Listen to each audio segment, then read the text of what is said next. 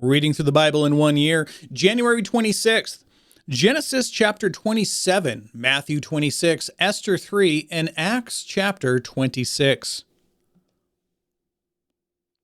Now, it came about when Isaac was old and his eyes were too dim to see, that he called his older son Esau and said to him, "My son." And he said to him, "Here I am." And Isaac said, "Behold, now I am old and do not know the day of my death. Now then, please take your gear, your quiver, and your bow, and go out into the field and hunt for game for me, and prepare a savory dish for me, such as I love, and bring it to me so that I may eat, so that my soul may bless you before I die." Rebekah was listening while Isaac spoke to his son Esau. So when Esau went to the field to hunt for game to bring home, Rebekah said to her son Jacob, "Behold, I hear your father speak to your brother Esau, saying, 'Bring me some game and prepare a savory dish for me that I may eat, and bless you in the presence of the Lord before my death. Now, therefore, my son, listen to me as I command you. Go now to the flock and bring me 2 choice young goats from there, that I may prepare them as a savory dish for your father, such as he loves. Then you shall bring it to your father that he may eat, so that he may bless you before his death.' Jacob answered his mother Rebekah, 'Behold, Esau my brother is a hairy man, and I am a smooth man. Perhaps my father will feel me, and then I will be as a deceiver in his sight, and he will bring upon myself a curse and not a blessing.' But his mother said to him, 'Your curse be on me, my son. Only obey my voice and go. Get them for me.' So he went and got them, and brought them to his mother, and his mother made savory food such as his father loved. Then Rebekah took the best garments of Esau, her elder son, which were with her in the house, and put them on Jacob, her younger son. And she put the skins of the young goats on his hands and on the smooth part of his neck. And he gave him the savory food and the bread which he had made to her son Jacob. Then he came to his father and said, 'My father.' And he said, 'Here I am. Who are you, my son?' And Jacob said to his father, 'I am Esau, your firstborn. I have done as you told me. Get up, please, sit and eat of my game that you may bless me.' Isaac said to his son, 'How is it that you have it so quickly, my son?' He said, 'Because the Lord your God caused it to happen to me.' Then Isaac said to Jacob, 'Please come close, that I may feel you, my son, whether you are really my son Esau or not.' So Jacob came close to Isaac his father, and he felt him and said, 'The voice is the voice of Jacob, but the hands are the hands of Esau.' He did not recognize him, because his hands were hairy like his brother Esau's hands. So he blessed him. And he said, 'Are you really my son Esau?' And he said, 'I am.' So he said, 'Bring it to me, and I will eat of my son's game that I may bless you.' And he brought it to him, and he ate. And he also brought him wine, and he drank. Then his father Isaac said to him, 'Please come close and kiss me, my son.' So he came close and kissed him. And when he smelled the smell of his garments, he blessed him and said, 'See, the smell of my son is like the smell of a field which the Lord has blessed. Now may God give you the dew of heaven and the fatness of the earth and an abundance of grain and new wine. May peoples serve you and nations bow down to you. Be master of your brothers, and may your mother's sons bow down to you. Cursed be those who curse you, and blessed be those who bless you.' Now it came about, as soon as Isaac had finished blessing Jacob, and Jacob had hardly gone out from the presence of Isaac his father, that Esau his brother came in from his hunting. Then he also made savory food and brought it to his father. And he said to his father, 'Let my father arise and eat of his son's game, that you may bless me.' And Isaac his father said to him, 'Who are you?' He said, 'I am your son, your firstborn Esau.' Then Isaac trembled violently and said, 'Well, then who was he then that hunted game and brought it to me, so that I ate of all of it before you came and blessed him? Yes, and he shall be blessed.' When Esau heard the words of his father, he cried out with an exceedingly great and bitter cry, and said to his father, 'Bless me even so also, my father.' And he said, 'Your brother came deceitfully and has taken away your blessing.' Then he said, 'Is he not rightly named Jacob?' Which means trickster. 'For he supplanted me these 2 times. He took away my birthright, and behold, now he has taken away my blessing.' And he said, 'Have you not reserved a blessing for me?' But Isaac replied to Esau, "Behold, I have made him your master, and all his relatives I have given to him as as servants. And with grain and new wine I have sustained him. Now, as for you then, what can I do, my son?" So now this is the blessing that he was going to give to to Jacob. So Esau said to his father, "Do you only have one blessing, my father? Bless me, even me also, O my father." So Esau lifted his voice and wept. Then Isaac his father answered and said to him, "Behold, away from the fertility of the earth shall be your dwelling." This is the blessing.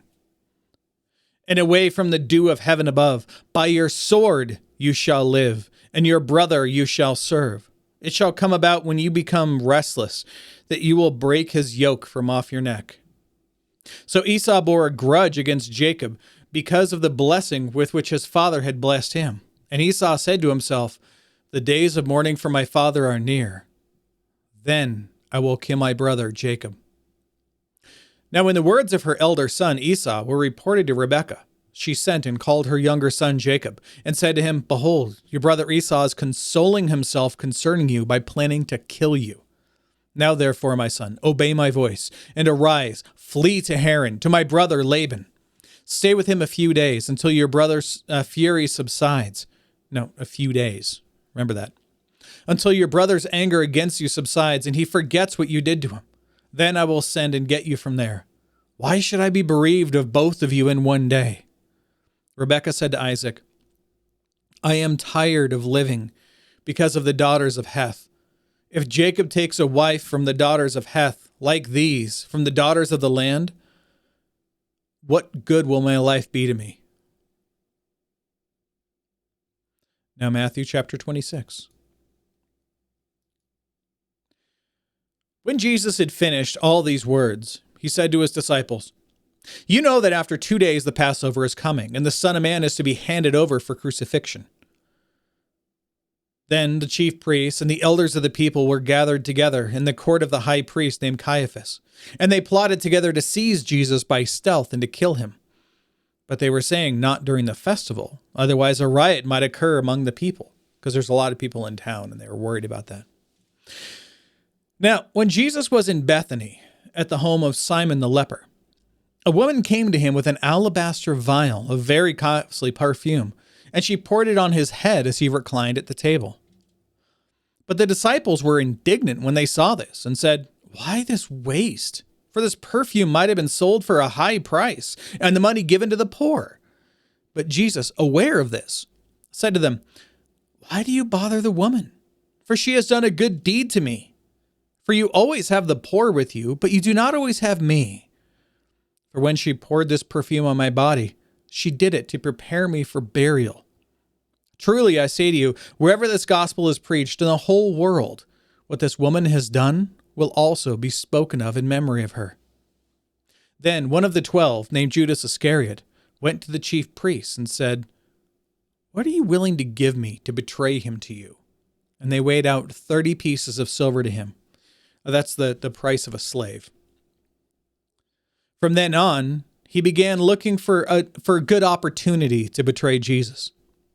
Now, on the first day of unleavened bread, the disciples came to Jesus and asked, "Where do you want us to prepare for you to eat the Passover?" And he said, "Go into the city to a certain man and say to him, 'The teacher says, my time is near. I am to keep the Passover at your house with my disciples.'" The disciples did as Jesus had directed them, and they prepared the Passover. Now, when evening came, Jesus was reclining at the table with the 12 disciples. And as they were eating, he said, "Truly I say to you that one of you will betray me." And they were deeply grieved. They each one began to say to him, "Surely not I, Lord." And he answered, "He who dipped his hand with me in the bowl is the one who will betray me. The Son of Man is to go, just as it is written of him. But woe to that man by whom the Son of Man is betrayed. It would have been good for that man if he had not been born." And Judas, who was betraying him, said, "Surely it's not I, Rabbi." And Jesus said to him, "You have said it yourself." While they were eating, Jesus took some bread, and after a blessing, he broke it and gave it to all the disciples and said, "Take, eat. This is my body." And when he had taken a cup and given thanks, he gave it to them, saying, "Drink of it, all of you. For this is my blood of the covenant, which is poured out for many for forgiveness of sins. But I say to you, I will not drink of the fruit of this vine, or this fruit of the vine from now until the day when I drink it new with you in my Father's kingdom." After singing a hymn, they went out to the Mount of Olives. Then Jesus said to them, "You will all fall away from me. You will all fall away because of me this night. For it is written, I will strike down the shepherd, and the sheep of the flock will be scattered. But after I have been raised, I will go ahead of you to Galilee." But Peter said to him, "Even though all may fall away because of you, I will never fall away." Jesus said to him, "Truly I say to you that this very night, before a rooster crows, you will deny me 3 times. Peter said to him, "Even if I have to die with you, I will not deny you." And all the disciples said the same thing too. Then Jesus came with them to a place called Gethsemane, and said to his disciples, "Sit here while I go over there and pray." And he took with him Peter and the 2 sons of Zebedee, and began to be grieved and distressed. Then he said to them, "My soul is deeply grieved to the point of death. Remain here and keep watch with me." And he went a little beyond them, and fell on his face and prayed, saying, "My Father, if it is possible, let this cup pass from me. Yet not as I will, but as you will." He said this because he knew what was going to come. He knew how much it was going to be extremely painful for him, both physically and also spiritually. He was about to take in all of the sin, and God cannot look on sin, so he has to turn away. And for the first time ever in all of time, for the first time in eternity, there will be a separation in the Godhead. The communion that's shared between the Father and the Son will be broken for this one moment when he takes in all of the sin and embodies the sin of all of his elect. And he came to the disciples and found them sleeping, and said to Peter, "So, you men could not keep watch with me for 1 hour? Keep watching and pray that you may not enter into temptation. The spirit is willing, but the flesh is weak." He went away again a second time and prayed, saying, "Father, if this cannot pass away unless I drink it, your will be done." Again he came and found them sleeping, for their eyes were heavy. And he left them again, and went away and prayed a 3rd time, saying the same thing once more. Then he came to the disciples and said to them, "Are you still sleeping and resting? Behold, the hour is at hand, and the Son of Man is being betrayed into the hands of sinners. Get up, let us be going. Behold, the one who betrays me is at hand." While I was still speaking, behold, Judas, one of the 12, came up accompanied by a large crowd with swords and clubs, who came from the chief priests and elders of the people. Now, he who was betraying him gave them a sign, "Whomever I kiss, he is the one, seize him." Immediately Judas went up to Jesus and said, "Hail, Rabbi," and kissed him. And Jesus said to him, "Friend, do what you have come for." And they came and laid hands on Jesus and seized him. And behold, one of those who were with Jesus reached out and drew his sword and struck the slave of the high priest and cut off his ear. Then Jesus said to him, "Put your sword back into its place, for all those who take up the sword shall perish by the sword. Or do you think that I cannot appeal to my Father, and he will at once put at my disposal more than 12 legions of angels? How then will the scriptures be fulfilled, which say that it must happen this way?" At that time, Jesus said to the crowds, "Have you come out with swords and clubs to arrest me, as you would against a robber? Every day I used to sit in the temple teaching, and you did not seize me. But all this has to happen. All this has taken place to fulfill the scriptures of the prophets." Then all the disciples left him and fled. Those who had seized Jesus led him away to Caiaphas, the high priest, where the scribes and the elders were gathered together. But Peter was following him at a distance as far as the courtyard of the high priest, and entered in and sat down with the officers to see the outcome. Now the chief priests and the whole council kept trying to obtain false testimony against Jesus so that they might put him to death. They did not find any, even though many false witnesses came forward. But later on, two came forward and said, "This man stated, 'I am able to destroy the temple of God and rebuild it in 3 days.'" That's not what he said. The high priest stood up and said to him, "Do you not answer? What is it that these men are testifying against you?" But Jesus kept silent.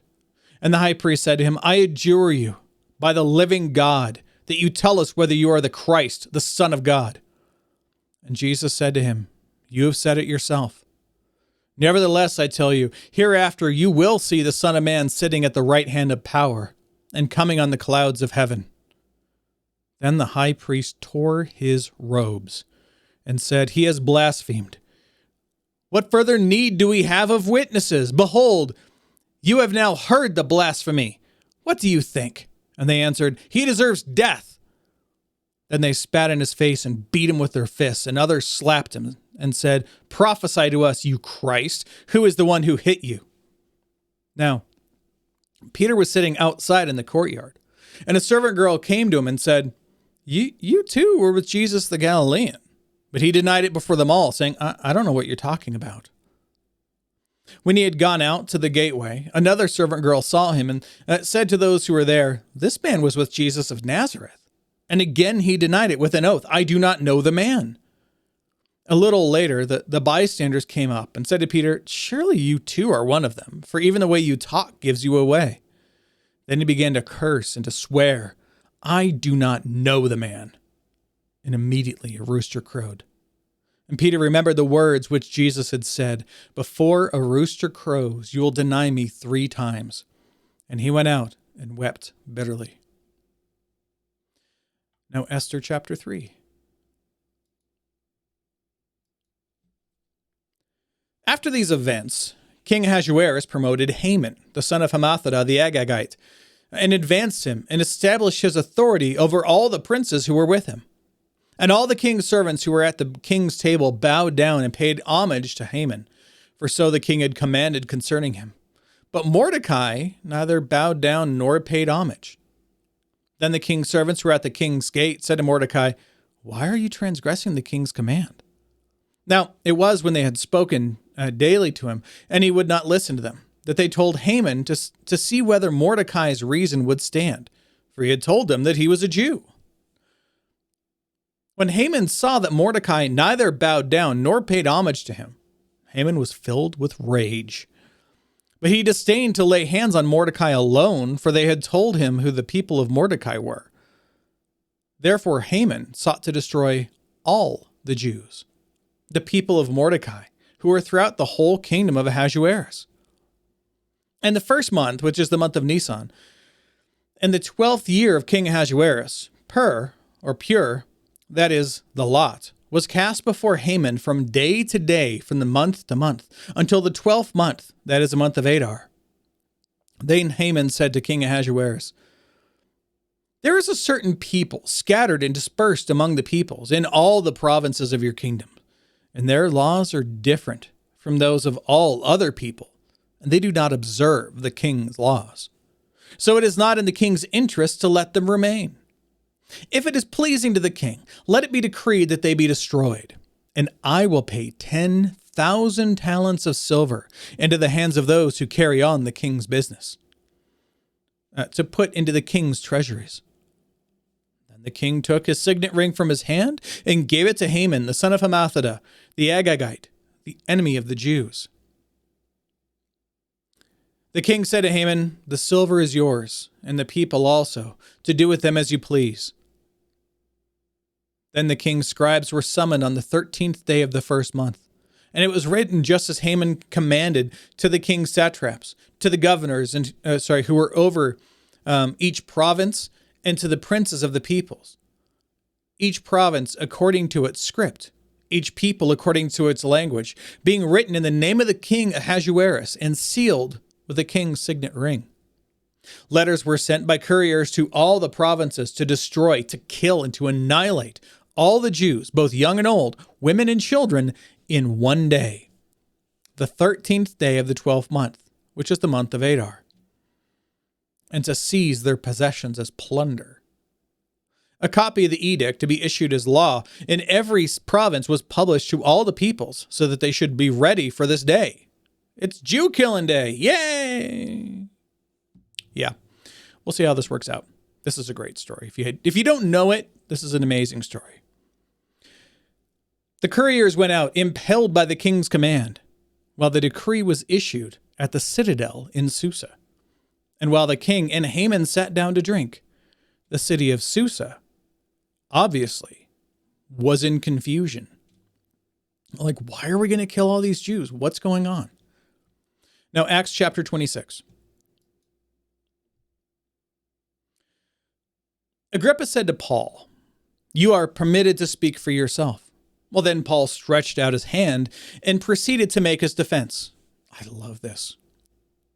"In regard to all the things of which I am accused by the Jews, I consider myself fortunate, King Agrippa, that I am about to make my defense before you today, especially because you are an expert in all customs and questions among the Jews. Therefore, I beg you to listen to me patiently. So then, as all Jews know, my manner of life from my youth up, which from the beginning was spent among my own nation and at Jerusalem, since they have known about me for a long time, if they are willing to testify, that I lived as a Pharisee, according to the strictest sect of our religion. And now I am standing trial for the hope of the promise made by God to our fathers, the promise to which our 12 tribes hope to attain, as they earnestly serve God night and day. For this hope, O King, I am being accused by Jews. Why is it considered incredible among you people that if God does raise the dead?" So then, I thought to myself that I had to do many things hostile to the name of Jesus of Nazareth. And this is just what I did in Jerusalem. Not only did I lock up many of the saints in prisons, having received authority from the chief priests, but also, when they were being put to death, I cast my vote against them. And as I punished them often in all the synagogues, I tried to force them to blaspheme. And being furiously enraged at them, I kept pursuing them even to foreign cities. While so engaged, as I was journeying to Damascus, with the authority and commission of the chief priests, at midday, O King, I saw on the way a light from heaven, brighter than the sun, shining all around me and those who were journeying with me. And when we had all fallen to the ground, I heard a voice saying to me in the Hebrew dialect, "Saul, Saul, why are you persecuting me? It is hard for you to kick against the goads." And I said, "Who are you, Lord?" And the Lord said, "I am Jesus, whom you are persecuting. But get up, stand on your feet. For this purpose I have appeared to you, to appoint you a minister and a witness, not only to the things which you have seen, but also to the things in which I will appear to you, rescuing you from the Jewish people and from the Gentiles to whom I am sending you, to open their eyes so that they may turn from darkness to light and from the dominion of Satan to God, that they may receive forgiveness of sins and an inheritance among those who have been sanctified by faith in me." So, King Agrippa, I did not prove disobedient to the heavenly vision, but kept declaring to both to those of Damascus first, and also at Jerusalem, and then throughout all the region of Judea, and even to the Gentiles, that they should repent and turn to God, performing deeds appropriate to repentance. For this reason, some Jews seized me in the temple and tried to put me to death. So, having obtained help from God, I stand to this day testifying both to small and great, stating nothing but what the prophets and Moses said was going to take place, that the Christ was to suffer, and that by reason of his resurrection from the dead, he would be the first to proclaim light both to the Jewish people and to the Gentiles. While Paul was saying this in his defense, Festus said in a loud voice, "Paul, you are out of your mind. Your great learning is driving you mad." But Paul said, "I am not out of my mind, most excellent Festus, but I utter words of sober truth. For the king knows about all these matters, and I speak to him also with confidence, since I am persuaded that none of these things has escaped his notice. For this has not been done in a corner, in a far-off place. King Agrippa, do you believe the prophets? I know that you do." Agrippa replied to Paul, "In a short time, you will persuade me to become a Christian." And Paul said, "I would wish to God that whether in a short or a long time, not only you, but also all who hear me this day might become such as I am, except for these chains." The king stood up, and the governor and Bernice and those who were sitting with them.